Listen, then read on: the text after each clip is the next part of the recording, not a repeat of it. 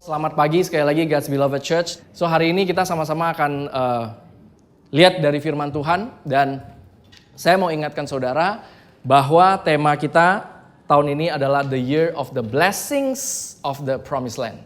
Dan tidak terasa kita sudah di bulan April. Ya, cepat sekali ya. Sudah di bulan April, tinggal 8 bulan lagi 2023 liau-liau.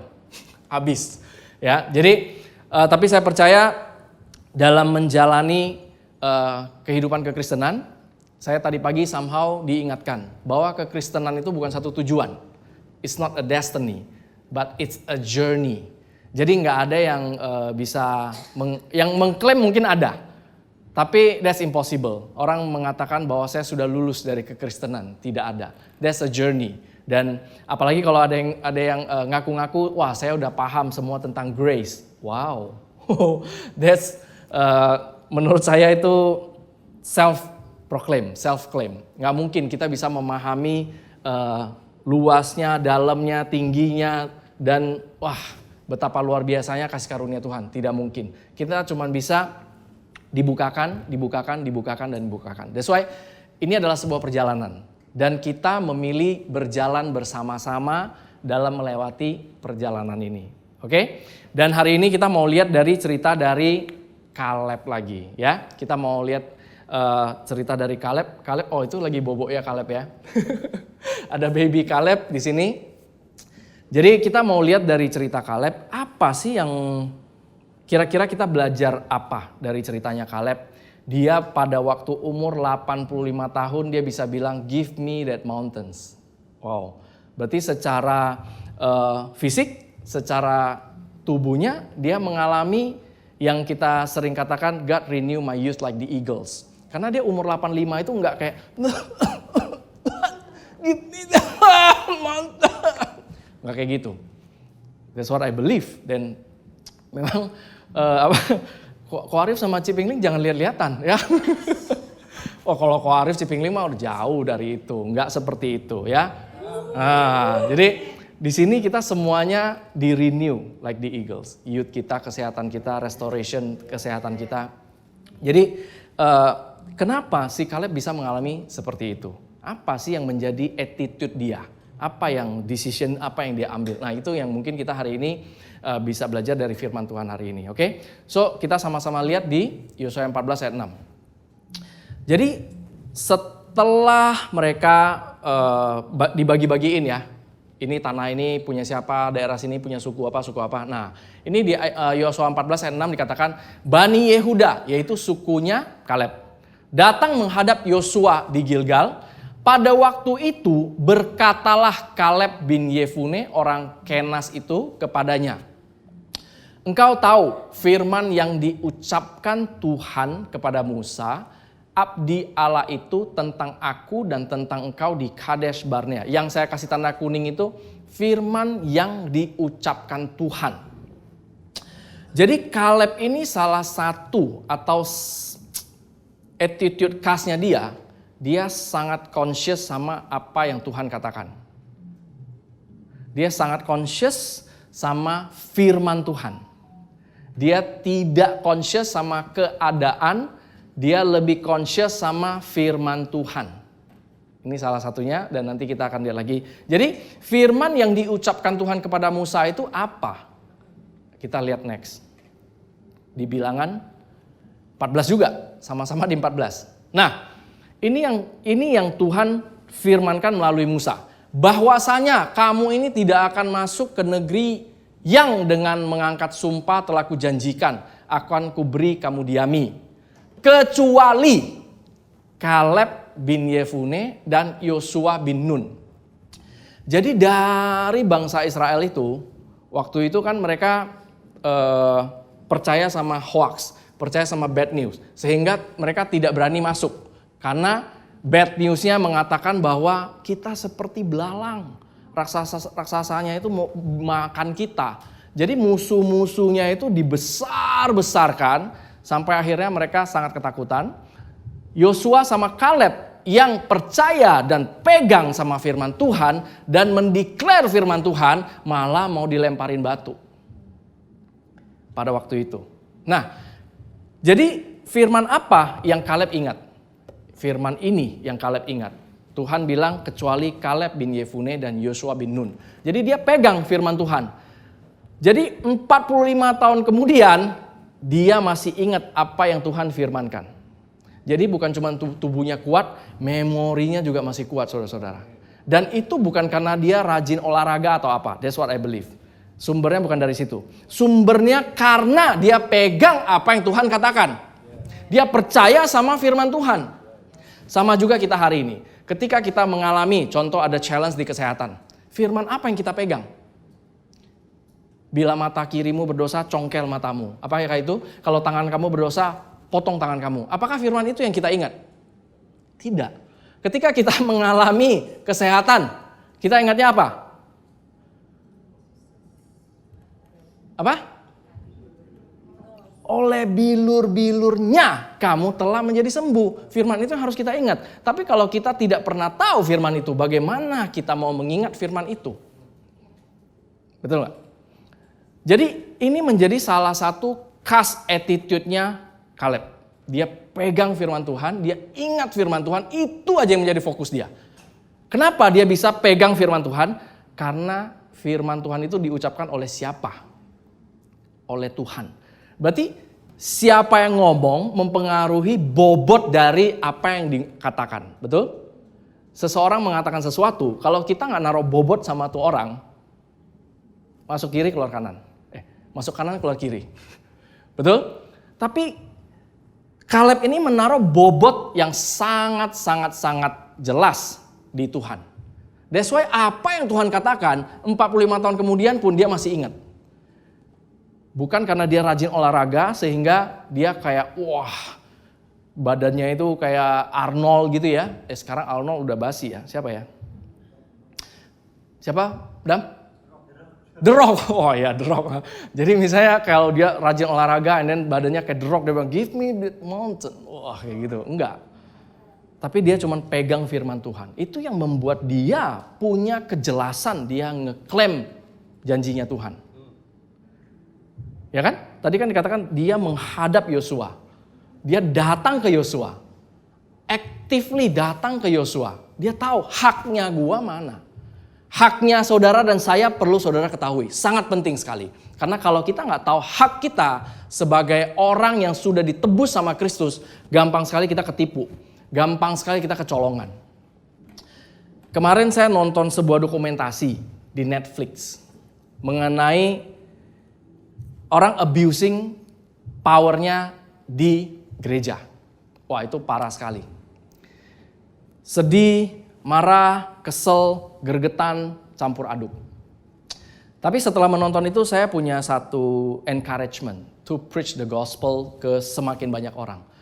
Karena ya di situ dikatakan kalau di Yohanes 8 ayat 32 dikatakan when you know the truth will set you free. Karena saya lihat ya kalau dari dokumentasi itu ya, ketika saya nonton itu mereka begitu percaya sama pemimpinnya sampai pemimpinnya bilang saya ini adalah Mesias, mereka percaya. Si pemimpin ini bilang A, mereka percaya. Si pemimpin ini bilang B, mereka percaya. Si pemimpin ini bilang C, mereka percaya. Sampai ke level yang sudah apa ya? Absurd lah, udah psycho, udah parah banget. Jadi ketika saya melihat itu, saya ngebayangin, wow. Hopefully, the gospel yang kita preach bisa set people free. Mau yang nonton cuma 5 orang, dari 5 orang kalau ada salah satu aja yang dia hampir terjebak di situ, tapi karena dia dengerin gospel yang kita preach atau yang kita share atau saudara-saudara juga tidak terlepas dari tanggung jawab itu, ketika kita share, no. Kalau ada seseorang yang mengklaim dia adalah Tuhan Yesus, itu udah bukan red flag lagi. Itu udah pasti leave it. Udah bukan red flag lagi. Jadi di sini saya ter-encourage untuk preach the gospel, to preach the gospel supaya apa? When you know the truth will set you free. Jadi ketika ada pengajaran-pengajaran atau orang yang men-sharingkan something yang aneh, yes, you have Holy Spirit. Tapi kalau kita tidak tahu the truth, somehow Holy Spirit dari dalam itu nggak bisa confirm. So dari luar kita mempreachkan the truth. Dari dalam Holy Spirit yang akan confirm. Oke? Jadi di sini kita lihat Kaleb dia sangat jelas. Janjinya Tuhan apa, firman Tuhan apa, siapa yang memberikan janji itu Kaleb jelas. So ketika kita membaca firman Tuhan, mari kita juga jelas hak kita apa. Bagian kita apa. Warisan kita apa. Itu sangat jelas. Kalau enggak kita bisa kecolongan. Ketika kita mungkin mengalami masalah kesehatan, kalau kita tidak tahu bahwa kita tidak tahu dengan jelas bahwa Tuhan Yesus sudah menanggung semua sakit penyakit kita, kita akan berasa ini mungkin karena masih ada something yang saya lakukan tidak benar. Karena seingat saya dulu saya pernah di journey seperti itu. Dan itu dengan sangat dalam satu lingkungan yang sangat mensupport kondisi itu. Kalau kamu mengalami masalah kesehatan ini, coba kamu buka dong, dosa kamu apa? Coba ingat-ingat, coba berdoa sama Tuhan, minta Roh Kudus ingetin dosa-dosa kamu. Nah, padahal hati saya sungguh-sungguh ingin melayani Tuhan. Gak ada pikiran aneh-aneh. Ketika saya dengar dia ngomong gitu, saya doa, Roh Kudus ingatin saya. Dosa apa lagi yang saya belum minta ampun? Pure heart. Tulus, mau berbaikan sama Tuhan. Tapi kecolongan. Karena saya nggak tahu firman Tuhan ternyata di situ di dalam Injil itu dikatakan Roh Kudus tugasnya bukan untuk menuduh-nuduh kamu. Justru Roh Kudus kerjaannya adalah kepada believers, kepada saudara dan saya, orang yang sudah terima Tuhan Yesus adalah He will point you back to Jesus. No, Fat, no. Dosa kamu udah diampuni, that's Holy Spirit. Dosa kamu udah selesai di atas kayu salib 2000 tahun yang lalu. Bukan ketika kamu mengaku dosa ini, 2000 tahun lalu udah selesai. Waktu kamu terima kabar baik itu, waktu kamu terima anugerah keselamatan itu udah settle semua, udah selesai. Kamu nggak perlu minta ampun, nggak perlu minta dosa, nggak perlu minta ampun lagi. Semua dosa kamu udah selesai. That's Holy Spirit. Tapi karena lingkungannya begitu meyakinkan, begitu holy, orang berlomba-lomba meminta Roh Kudus ingatin dosa-dosanya, supaya apa? Ingin hidupnya lebih baik, tulus, tapi kecolongan. Itu yang maksud saya. Nah kalau di sini saya percaya ketika dari mimbar ini ada yang bilang, coba saudara berdoa. Dosa apa yang saudara masih simpan? Minta Roh Kudus yang mengingatkan. Saya percaya saudara alarmnya bukan bunyi lagi. Saya percaya itu. Alarmnya bukan bunyi lagi, tapi bisa kayak meledak gitu ya. Tapi ya tidak bisa dipungkiri bahwa di luar banyak sekali yang masih seperti itu. So, let's keep preaching the gospel, oke? Jadi di sini kita lihat attitude-nya Kaleb adalah dia pegang firman. Dia orangnya sangat jelas siapa yang memberikan janji itu, dia tahu Tuhannya seperti apa. Dan Kaleb dan Yosua dan semua orang-orang lain semuanya melihat lautan dibelah. Semua lihat. Mau bangsa-bangsa yang tidak percaya, 10 spies yang gak percaya, 2 yang percaya, dan berjuta-juta itu mereka semua lihat, bukan cuma lihat dari jauh loh, bukan cuma nonton film loh. Mereka lewatin itu lautan dibelah. Kayak ada yang nahan, dan mereka lewatin situ. Tidak percaya sama Tuhan. Tetap tidak percaya sama Tuhan. Benar gak? So, waktu itu saya juga pernah sharing, jangan membangun hubungan kita sama Tuhan berdasarkan miracles. Karena kalau berdasarkan miracles, kita akan bergantung sama Tuhan dari satu miracle ke miracle yang lain, bukan secara relationship.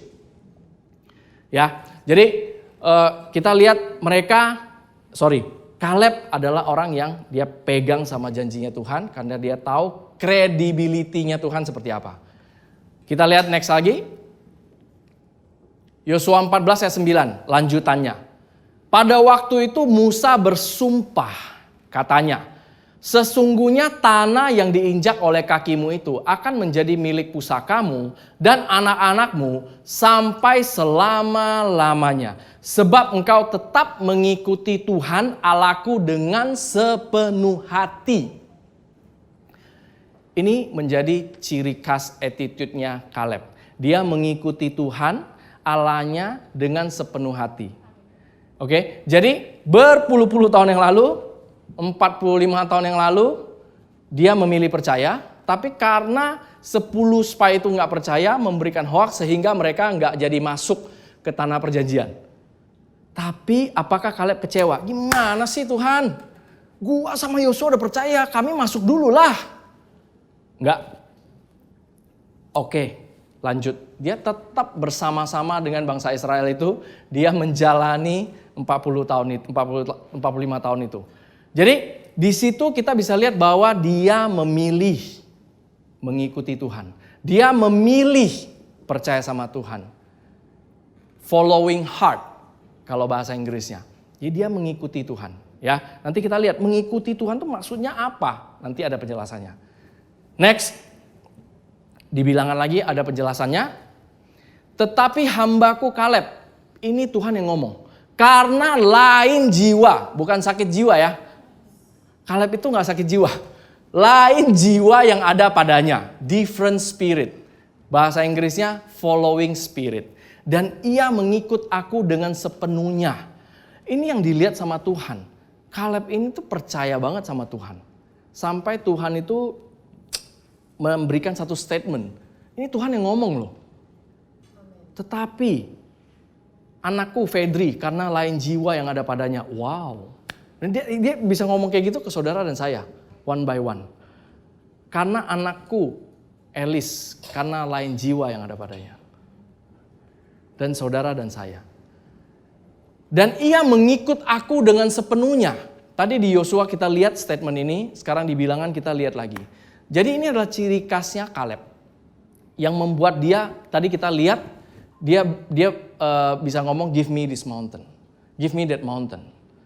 Ya, dan dia fokusnya sama firman-Nya Tuhan. Dia fokusnya tuh sama Tuhannya. Oke?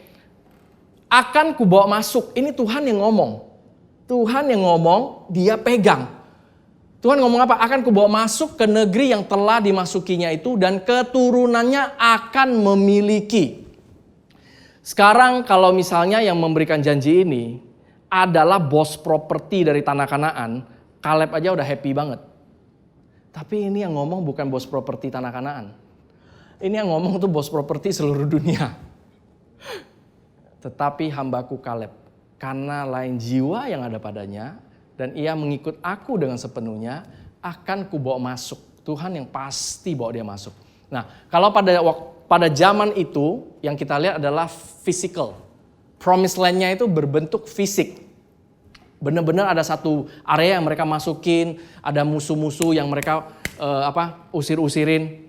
Tapi kalau kita sekarang beda. Kita bukan kayak satu tanah perjanjian di kota apa, ada satu kota yang kita akan masukin.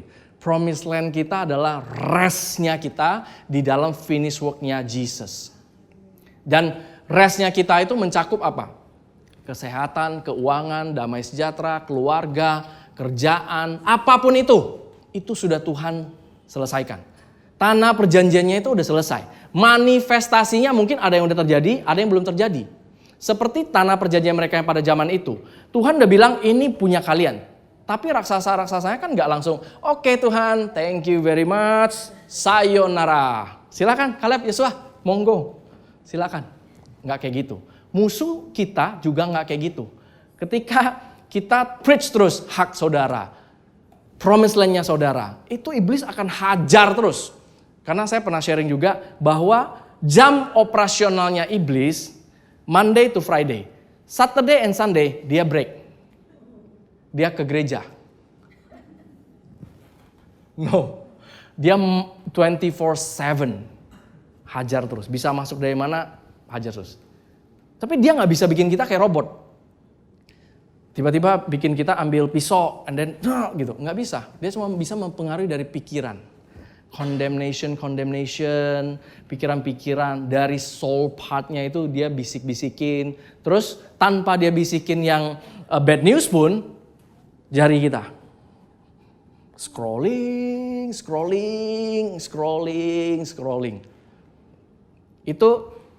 Itu adalah kebebasan kita. Kebebasan yang kita mau gunakan untuk the truth atau yang lain. Itu is our freedom. Karena itu mempengaruhi kualitas hidup kita dari apa yang kita makan. Ya, ini juga talking to myself, bukan cuma saudara aja. Karena memang sosial media itu wow.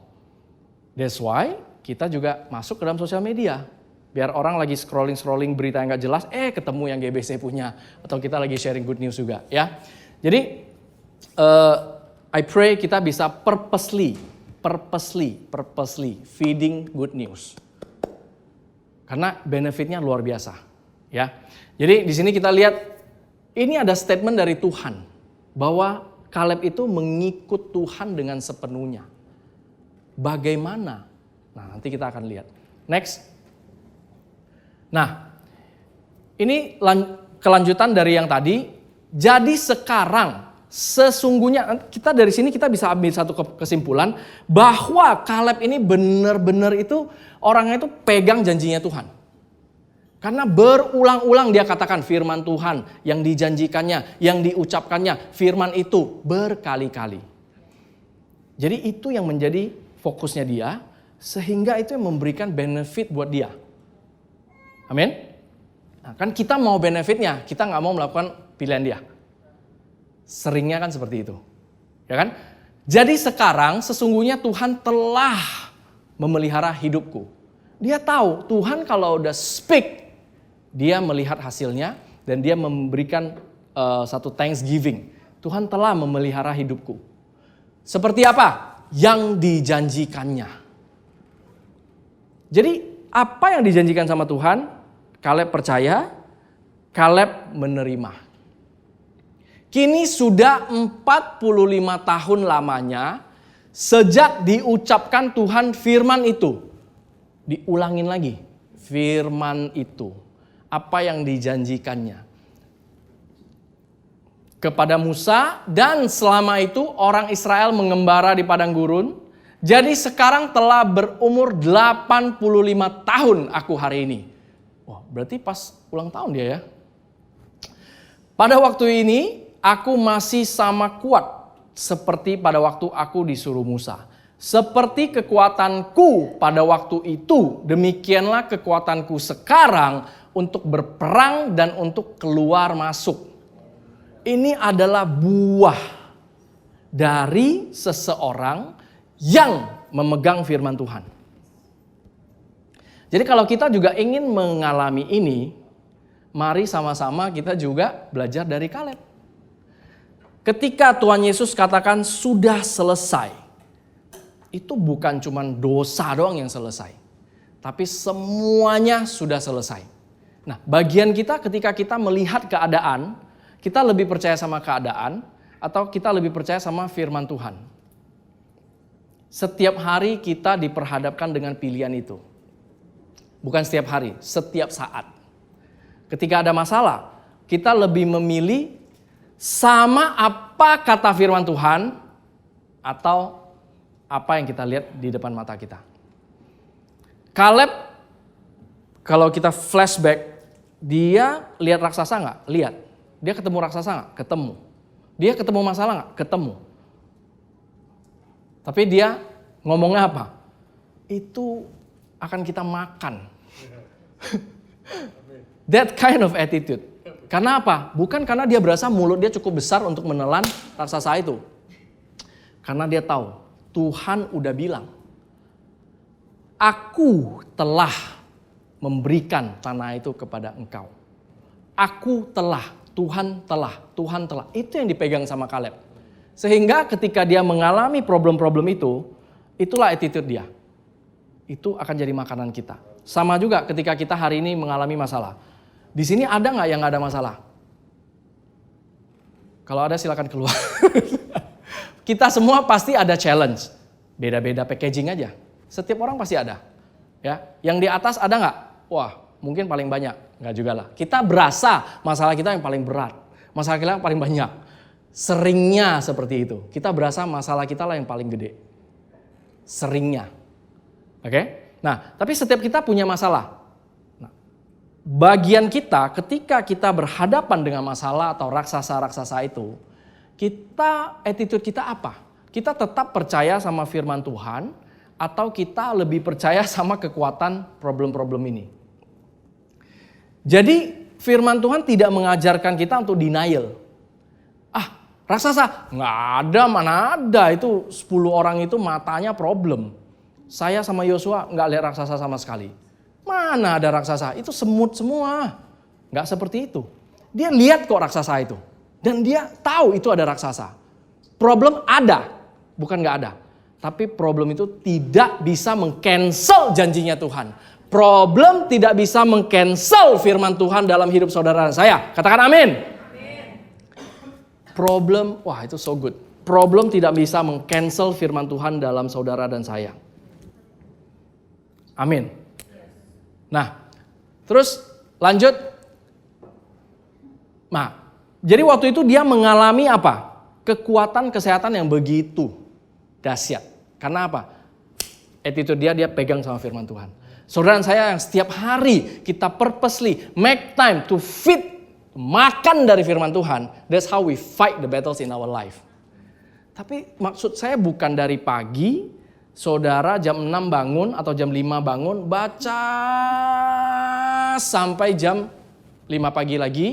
And then saudara punya kerjaan, and then saudara bilang, kata Pastor Fedri, kita harus feed from God's word.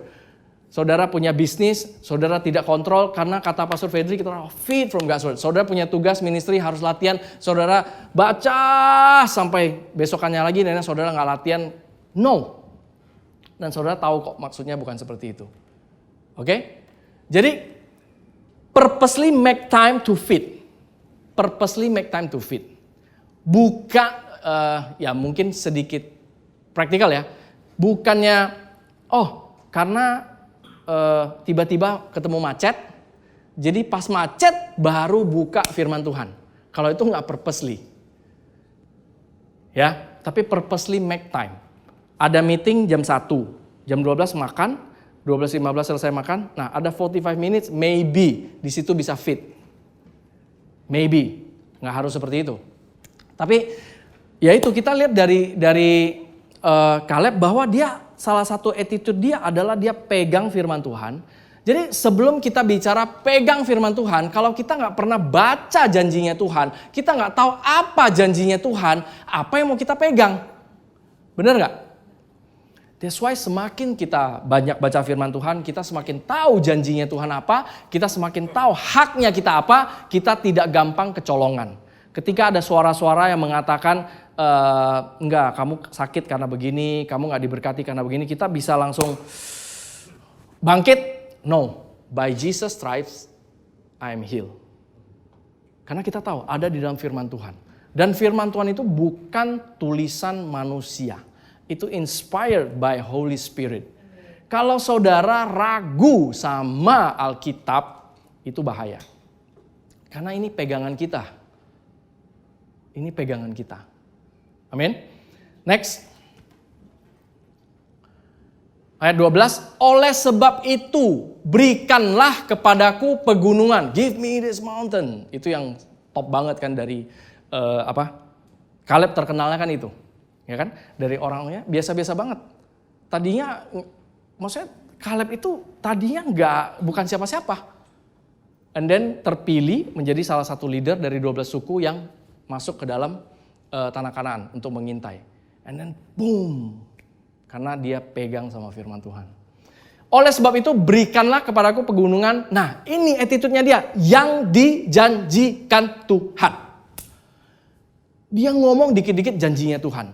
Dikit-dikit janjinya Tuhan. Dikit-dikit janjinya Tuhan. Jadi I encourage kita juga belajar dari Kaleb. Dikit-dikit janjinya Tuhan. Dikit-dikit janjinya Tuhan. Boleh nggak? Karena janjinya Tuhan itu nggak main-main. Dan kalau misalnya kita bisa menjalani journey kita tanpa mengingat janjinya Tuhan, wah saudara sih hebat banget. I need it. Every seconds I need it. Untuk diingatkan janjinya Tuhan dalam kehidupan saya. Dari mana? Dari firman Tuhan. Firman Tuhan itu penuh dengan janjinya Tuhan. Kita gak perlu nunggu audible voice. Lagi berdoa, berlutut, setel lagu. How great is our God. Tuhan berbicaralah. And then tiba-tiba suasananya jadi tambah dingin. Atau jadi hangat. Baru Tuhan berbicara. Kamu begini, begitu. No. Semuanya sudah ada di dalam firman Tuhan. Semuanya sudah ada dalam firman Tuhan. Apalagi kalau saudara mengejar-ngejar seseorang untuk mendengar apa yang Tuhan ngomong. Wah, I was there. Pret banget. Kejar. Dia di sana. Wah, kejar. And then waktu dia mulai melakukan tugasnya, bernubuat gitu ya. Wah, berharap jangan panggil saya, tapi pengen denger juga Tuhan ngomong apa. Takutnya pasti tunjuk, kamu tadi malam begini kan, kamu kemarin begini. Wah, ke-expose semua, ketahuan kan malu. Jadi berharap pun takut. Berharap takut, tapi di situ saya kecolongan. Saya kemalingan karena saya nggak tahu firman Tuhan. Saya pikir ya seperti itulah Tuhan ngomong. Tapi kalau kita baca di firman Tuhan, no. Nggak seperti itu. Kita dibukakan. Dan kita sudah punya direct access with God. Nggak harus melalui si A, si B, si C. Yang katanya doanya lebih lama, sudah baca Alkitab 2000 kali, dan lain-lain. Credibility kayak gitu yang membuat kita berpikir seolah-olah dia punya akses langsung, saya harus transit. Lewat siapa? Lewat dia. No. That's not true. Kalau ada yang di sini kalau ada yang mengklaim seperti itu, please let us know. Bahaya sekali itu. Tapi saudara dan saya, Tony, siapapun, Andi, Jesse, siapapun, Adam, semuanya kita punya direct access with God. Imelda, kita semua punya direct access with God. Titik. Tidak ada syarat dan ketentuan. Jika saya berdoanya lebih lama, jika saya terlibat pelayanan, jika saya hidupnya begini, jika begitu, no. Kenapa? Karena yang membuka akses itu adalah the blood of Jesus. So bukan saudara dan saya, kita earn,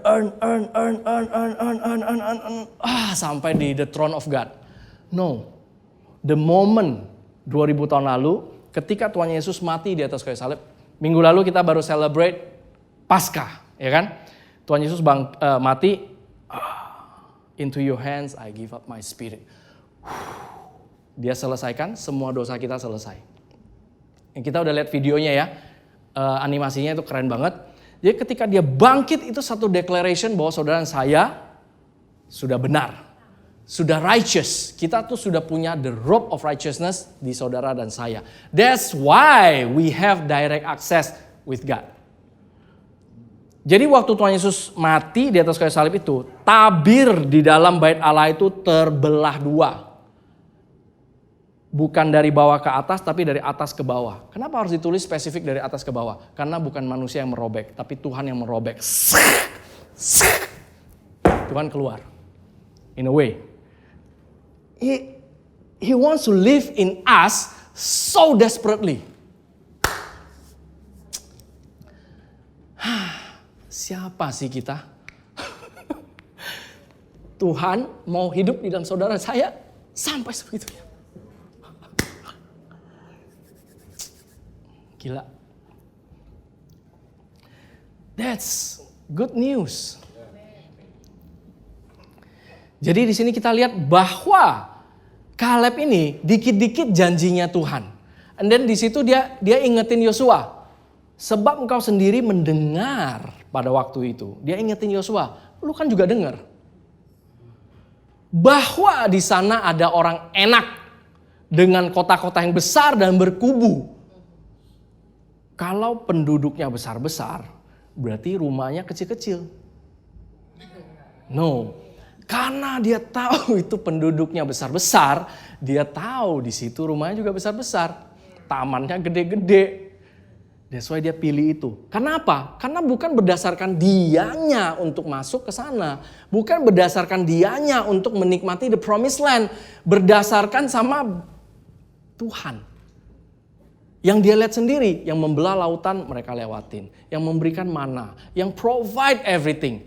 Dia percaya sama that kind of God. Dia percaya sama Tuhan yang seperti itu. Dia percaya sama Tuhannya dia. Dia memilih percaya. Yang 10 orang memilih tidak percaya. Yang mereka lihat sama nggak? Sama. Ketika mereka melewati laut Teberau itu dibelah, mereka lewatin gitu, 10 pengintai itu tidak ditutup kok matanya. Mereka juga penuh amazement. Wah, gila. Sama. Tapi mereka memilih tidak percaya. Yosua dan Kaleb memilih percaya. Jadi percaya dan tidak percaya itu adalah suatu pilihan. Setiap kali kita diperhadapkan dengan masalah, kita milih percaya sama firman Tuhan atau kita memilih lebih percaya sama keadaan. Oke? Nah, mungkin Tuhan menyertai aku. Mungkin berarti 50-50 dong. No, bahasa aslinya since God. Since Tuhan menyertai aku, sehingga aku menghalau mereka seperti yang difirmankan Tuhan. Dia itu dikit-dikit firman Tuhan, dikit-dikit janjinya Tuhan. Itu yang membuat Kaleb itu berbeda. Dia bukan cuma tahu firman Tuhan.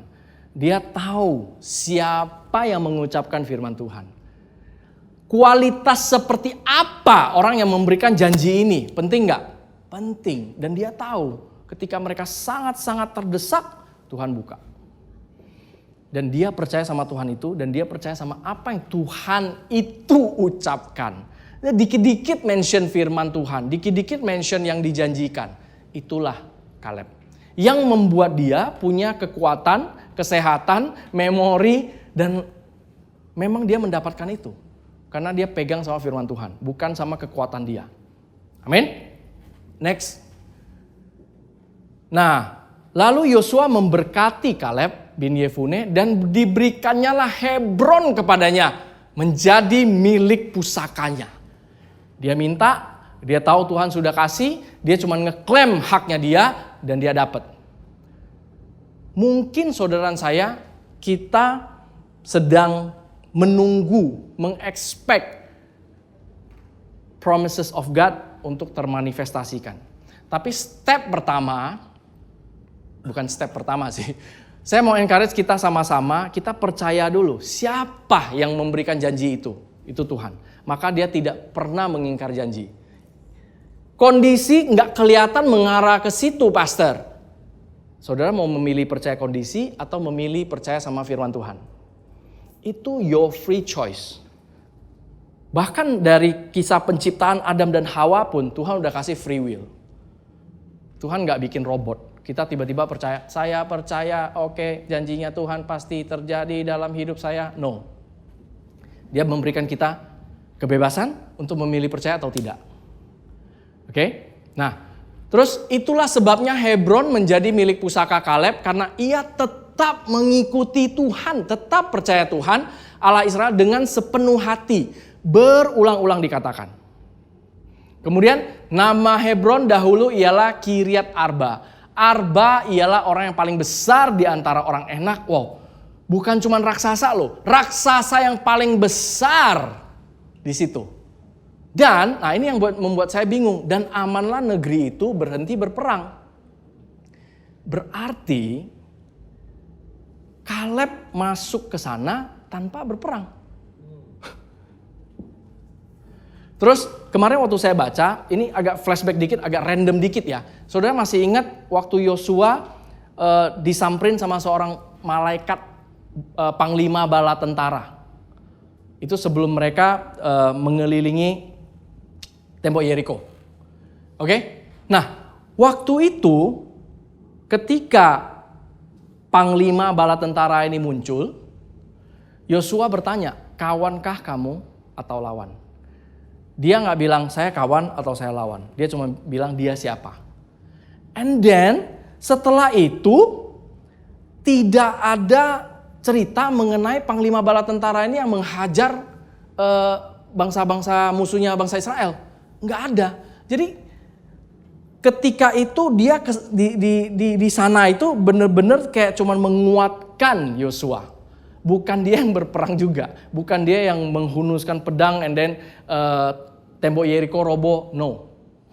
Nggak seperti itu juga. Nah, jadi di sini saya juga lihat di sini Kaleb juga nggak perang. Amanlah negeri itu, berhenti berperang. Jadi di situ dia tahu haknya dia ngeklaim warisannya dia, dan dia mendapatkan itu, dan dia diberkati, dan dia benar-benar masuk menikmati manifestasi dari berkatnya itu tanpa susah payahnya dia sendiri. Karena apa? Dia pegang firman Tuhan. Pokoknya consciousnya tuh sama firman Tuhan. That's why benefitnya luar biasa secara kesehatan, secara relationship, secara bisnis, secara family, secara parenting dan lain-lain. Karena apa? Karena firman Tuhan itu bukan made in China. Sorry, maksudnya firman Tuhan itu adalah roh dan hidup. Nah, itu bahasa kerennya. Karena firman Tuhan itu made in heaven. Made in heaven. Dan saudara dan saya sebenarnya destiny-nya adalah heaven. Kita di sini cuma transit. Tapi while kita lagi transit di sini, Pastor Iskandar waktu itu mengibaratkan ini playground. While kita lagi transit di Universal Studio ini, let's play. Let's play. Udah dikasih tiket suruh main, and then kita cuma duduk sampai waktunya habis, check out. Jangan, let's play. Ya. Oke, next. Ibrani 1 ayat 3. Kenapa saya mengencourage kita untuk purposely go to God's word? Kenapa saya encourage kita purposely make time untuk baca firman Tuhan, makan dari firman Tuhan atau dengerin sermon? Karena firman Tuhan itu so powerful. Sangat-sangat besar kuasanya. Kalau saudara masih ingat kisah penciptaan itu dari firman. Betul? Jadilah terang, boom, terang itu jadi. Jadi bukan cuman di kisah penciptaan doang. Ternyata kalau kita lihat di Ibrani 1 ayat 3, ia adalah cahaya kemuliaan Allah dan gambar wujud Allah dan menopang segala yang ada dengan firman-Nya yang penuh kekuasaan. Kalau kita tidak baca ayat ini, kita tidak tahu ternyata Tuhan Yesus menopang segala sesuatu yang ada dengan firman-Nya yang penuh kekuasaan. Ya udahlah, kita nggak tahu, so we don't touch God's word. Tapi hari ini kan saya udah kasih tahu, itu so powerful. Firman Tuhan itu bukan cuman no. Iya, firman Tuhan itu adalah roh dan hidup. Firman Tuhan itu bukan barang mati. Waktu kita baca, kita mungkin berasa barang mati, tapi dia bukan barang mati. Firman Tuhan itu made in heaven. Dan setelah ia selesai mengadakan penyucian dosa, ia duduk di sebelah kanan yang maha besar di tempat yang tinggi. Jadi di ayat ini kita bisa lihat bahwa firman Tuhan itu adalah sesuatu yang digunakan sama Tuhan Yesus dalam menopang segala yang ada. Dia pakai apa? Firman. Ketika penciptaan dia pakai apa? Firman. Dalam menopang dia pakai apa? Firman. So, kita juga diberikan kuasa untuk menggunakan firman itu, untuk makan dari firman itu juga. Yang sama, yang penuh kekuasaan juga. Jadi rugi kalau kita nggak fit from God's word. Rugi besar. Selain tadi yang saya bilang kita kecolongan, kita dibego-begoin sama si iblis. Kita nggak tapping into God's power. Sayang. Oke? Nah, I pray untuk selanjutnya saudara bisa menikmati firman Tuhan dan saudara mendapatkan benefit-benefitnya. Ya, next. Nah, di sini dikatakan rohlah yang memberi hidup, daging sama sekali tidak berguna. Perkataan-perkataan yang kukatakan kepadamu adalah roh dan hidup. Di sini kita bisa lihat bahwa firman Tuhan adalah roh dan hidup. Bukan barang mati, bukan buku yang gak jelas. Firman Tuhan itu adalah roh dan hidup. It's alive. Jadi kalau dalam menjalani journey kita sangat-sangat butuh firman Tuhan. Karena kita butuh sesuatu yang roh dan hidup. Kita gak bisa cuman mengandalkan motivational. Gak bisa. Karena itu bukan roh dan hidup. Itu cuma merangsang sampai ke level soul. Tapi firman Tuhan can touch sampai your spirit level. Itulah firman Tuhan. That's why I strongly encourage kita juga belajar dari Caleb. Dia dikit-dikit firman Tuhan, dikit-dikit janjinya Tuhan. Attitude-nya dia. Sehingga dia menerima benefit itu. Strong, memorinya good, and then berani claim, give me that mountains. Klaim yang paling gede lagi. Karena apa? Dia tahu, bukan dia kok. Kalau bukan bergantung sama dia, ya ambil yang gede lah. Bener gak? Next. Demikianlah kita lihat bahwa mereka tidak dapat masuk oleh karena ketidakpercayaan mereka. Ini di Ibrani 3 ngomongin mengenai bangsa Israel yang tidak masuk ke dalam tanah perjanjian. Nah, berarti kalau kita twist dikit. Demikianlah kita lihat bahwa mereka dapat masuk oleh karena kepercayaan mereka. Demikianlah Yosua dan Kaleb bahwa mereka dapat masuk oleh karena mereka percaya.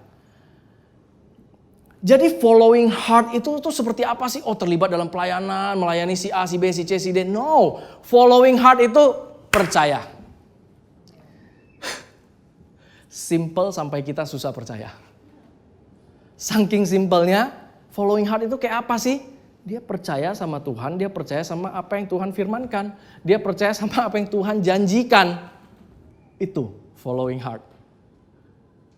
Kayaknya kan, wow, dia punya different spirit yang gimana gitu. Ya, dia pilih percaya. Spiritnya Caleb, setiap kali dia lihat rintangan-rintangan, dia pilih percaya. Dia pilih percaya, Tuhan udah bilang aku pasti masuk. Dia pilih percaya, aku pasti dikasih tanah itu dan menjadi milik pusakaku sampai selama-lamanya. Itu yang dia pilih percaya. Karena itu yang Tuhan katakan, dia pilih percaya, dia klaim, dia tahu itu hak dia hidup di situ. Dan memang pada akhirnya Caleb hidup di situ. Sampai anaknya juga, waktu itu Pastor Yudi pernah jelaskan juga, anaknya itu mirip-mirip juga spiritnya sama Caleb. Waktu dia married, dia minta spring di atas, minta spring di bawah juga. Jadi dia tahu, Caleb ini tahu siapa yang memberikan janji atau firman itu, apa firman itu yang dia pegang. Ketika menghadapi rintangan, dia go back lagi ke firman Tuhan. Next. I think ini yang terakhir. Nah, Mazmur 119 ayat 92. Sekiranya Tauratmu tidak menjadi kegemaranku, maka aku telah binasa dalam sengsaraku. Taurat di sini bukan berbicara mengenai 10 hukum Taurat itu, tapi mengenai firman Tuhan. Oke? Sekiranya, saya twist dikit ya, firman-Mu tidak menjadi kegemaranku, maka aku telah binasa dalam sengsaraku. Ini Mazmur. Pemazmur ini mengatakan kalau firman-Mu bukan menjadi kegemaranku, maka aku telah binasa dalam sengsaraku. Dalam menghadapi challenge, kalau gue gak pegang sama firman Tuhan, gue udah hancur. Dalam menghadapi challenge, kalau gue gak pegang janjinya Tuhan, gue udah hancur. Kalau dalam menghadapi challenge, gue gak pegang firman Tuhan dan janji-janjinya Tuhan, gue udah gak tahu gue kemana lagi. Itu maksudnya. Nah, kita lihat versi The Passion-nya. Because your words are my deepest delight, I didn't give up when all else was lost. Jadi, I encourage kita setiap hari make God's word sebagai delight-nya kita. Kalau kita lihat di Yosua 1 yang dikatakan merenungkan firman Tuhan siang dan malam, hasilnya apa? Good success sama prosper. Itu ada di dalam firman Tuhan. Dan itu ada subjek yang lain lagi. Waktu itu Pastor Yudi pernah men-sharingkan juga. Firman Tuhan itu seperti benih yang ditabur. Nah itu ada waktunya menabur. And then ada waktunya dia bertumbuh. Ada waktunya dia berbuah. Jadi di situ melibatkan waktu. Seringnya kita desperate kenapa? Kita hari ini baca firman Tuhan, kita mau langsung sekarang juga ada hasilnya. Betul? Kita maunya kayak vending mesin. Gue baca firman Tuhan nih, jelum. Gue mau 500 juta. Langsung keluar dia. Kita maunya seperti itu. Tapi that's not the pattern. Ada waktunya kita menikmati makan dari firman Tuhan. Ada waktunya dia bertumbuh. Ada waktunya kita panen. Ada waktunya. Dan ketika kita belum melihat hasil yang kita mau, seringkali kita desperate-nya tuh di situ. Karena kita hidup di dalam ruang dan waktu. Itu yang membuat kita terus apalagi kita banding-bandingkan dengan kesaksian orang. Wah, dia langsung begini. Wah, dia langsung begitu. Wah, si ini begini. Wah, si ini begitu. Itu membuat kita desperate. Tapi kalau kita go back lagi, enggak. Gue gak mau ke distract, just enjoying your word. Enjoying your word itu maksudnya enjoying relationship with God. That's how dia communicate sama kita. Ketika kita baca, pray, Tuhan, what do you want to speak to me today? I'm listening. Baca, makan dari situ. Okay? Jadi because your words are my deepest delight, I didn't give up when all else was lost. Okay, I pray. You are blessed, I'm finished. Kita sama-sama akan menikmati perjamuan kudus. Thank you Lord.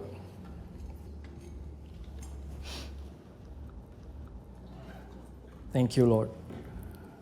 Kalau kita gak baca, gak lihat, gak makan dari firman Tuhan, kita juga bisa ketipu bahwa ini adalah suatu ritual untuk meminta-minta kesembuhan. Padahal kesembuhan sudah Tuhan sediakan 2000 tahun lalu. Kesehatan sudah Tuhan sediakan.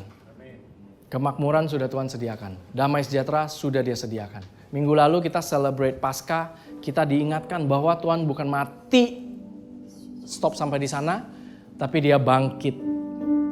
Tuhan kita adalah Tuhan yang hidup. Dan ketika kita menerima perjamuan kudus ini bukan untuk meminta-minta kesembuhan, kemakmuran, damai sejahtera. No. Ini untuk mengingatkan kita bahwa kita sudah memiliki kesembuhan, kemakmuran, kesehatan, damai sejahtera, kekuatan. Kita sudah memiliki itu dan bukan karena saudara dan saya, karena Tuhan Yesus. Amin. Terima kasih Tuhan untuk tubuh-Mu ya Tuhan Yesus yang telah Engkau relakan buat kami ya Tuhan. Semua sakit penyakit sudah ditimpakan ke atas tubuh. Semua kutuk sudah ditimpakan ke atas tubuh-Mu ya Tuhan. Semua kesehatan-Mu, kemakmuran-Mu, damai sejahtera-Mu sudah ada di dalam kami. Terima kasih Tuhan. Engkau yang telah menyelesaikannya dengan sempurna, tidak menyisakan sedikit pun ya Tuhan. Terima kasih Tuhan, kami terima, kami percaya, kami sudah memilikinya. In Jesus' mighty name we pray. Amen.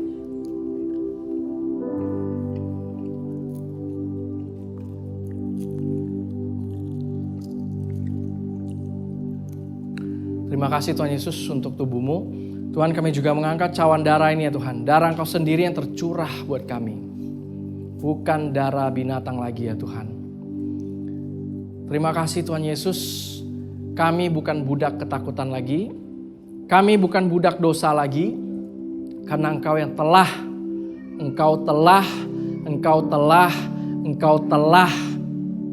mengorbankan Engkau sendiri buat kami. Darah-Mu tercurah untuk membeli kami. Lebih dari lunas ya Tuhan. Semua dosa kami sudah selesai. Dahulu, sekarang, maupun yang akan datang, semua sudah settle ya Tuhan. Fully paid ya Tuhan. By your perfect blood. Itu yang membuat kami menjadi holy, righteous, forever and ever, kudus dan benar, layak diberkati ya Tuhan. Layak menikmati hidup yang penuh kemenangan. Semua karena Engkau ya Tuhan. Dalam nama Yesus kami terima darah-Mu. Amin. Thank you Jesus. Terima kasih Tuhan untuk tubuh-Mu dan darah-Mu ya Tuhan. Kami bersyukur ya Tuhan untuk karya-Mu yang sudah selesai dan Kau yang sudah bangkit ya Tuhan. Terima kasih Tuhan yang mendeclare we are forever and ever righteous ya Tuhan. Thank you Jesus. Thank you Jesus. Thank you Jesus. Dan pada saat ini aku juga ingin memberikan kesempatan buat yang belum pernah menerima Tuhan Yesus. Apabila engkau menonton YouTube atau mungkin Spotify dan engkau belum pernah menerima Tuhan Yesus, I want to pray with you. Biar Tuhan yang menjadi tanggung jawab dari hidupmu. Biar Tuhan yang menjadi penanggung jawab dari hidupmu. Let's pray. Terima kasih Tuhan Yesus. Pada hari ini aku menerima Engkau sebagai juru selamatku. Aku menerima anugerah pembenaran. Aku percaya Engkau telah menyelesaikan semuanya dengan sempurna. Aku bukan budak dosa lagi. Aku bukan budak ketakutan lagi. Aku adalah anak kesayangan Bapa Tuhanku yang maha dahsyat. Karena Engkau Tuhan Yesus. Dalam nama-Mu Tuhan Yesus kami berdoa dan mengucap syukur. Amin. Congratulations. Apabila saudara menerima Tuhan Yesus. Apabila saudara di Jakarta, we welcome you to celebrate Jesus with us di tempat ini. Kalau saudara di kota lain, find a church that always point you to Jesus finished work. Oke, dan untuk saudara-saudara yang ingin memberikan persembahan atau tithing, kita punya 3 cara di sini. Bisa melalui bank transfer yang nomor rekeningnya sudah ada, dan juga bisa melalui QR. Dan apabila saudara ingin memberikan secara tunai, boleh nanti minta amplop dari usher. Ya, oke, let's pray. Terima kasih Tuhan untuk anak-anak-Mu di tempat ini yang ingin memberikan persembahan, tithing, atau offering apapun itu ya Tuhan. Kami percaya Tuhan, You love cheerful giver ya Tuhan. Dan Kau yang membuat kami menjadi cheerful giver ya Tuhan. Terima kasih Tuhan. Kami percaya Engkau yang sudah memberkati kami sehingga kami bisa memberi ya Tuhan. Terima kasih Tuhan Yesus. You love us so much and we know Lord you are alive Lord. In Jesus mighty name we pray. Amen. Oke, dan kita akan mengakhiri ibadah kita hari ini. Mari kita sama-sama angkat tangan.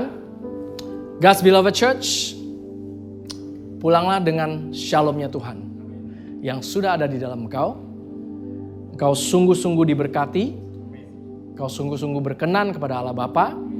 Dan engkau sungguh-sungguh dikasihi oleh Allah Bapa.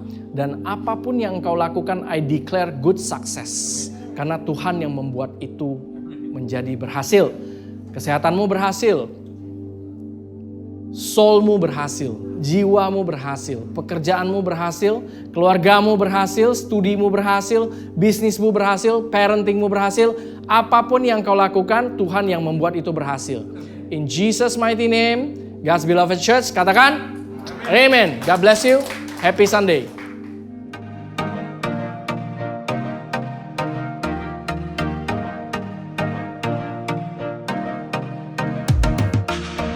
Terima kasih untuk saudara sekalian yang telah mengikuti ibadah GBC Jakarta bersama kami.